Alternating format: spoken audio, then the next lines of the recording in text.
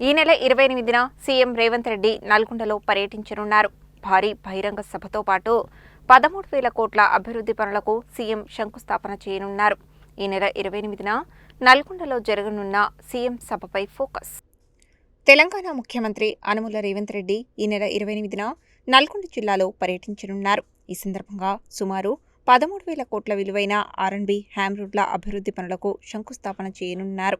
అలాగే Nalgonda municipal corporation తొలి దశ తాగునీటి సరఫరా పథకానికి కూడా శంకుస్థాపన చేయనున్నారు.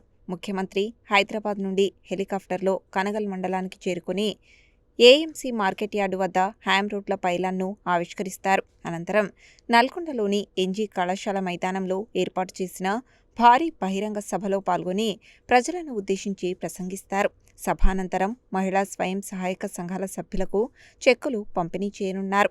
సీఎం పర్యటన నేపథ్యంలో జిల్లా యంత్రాంగం విస్తృత ఏర్పాట్లు చేస్తుండగా మంత్రి కోమటిరెడ్డి వెంకటరెడ్డి ఏర్పాట్లను స్వయంగా పర్యవేక్షిస్తున్నారు.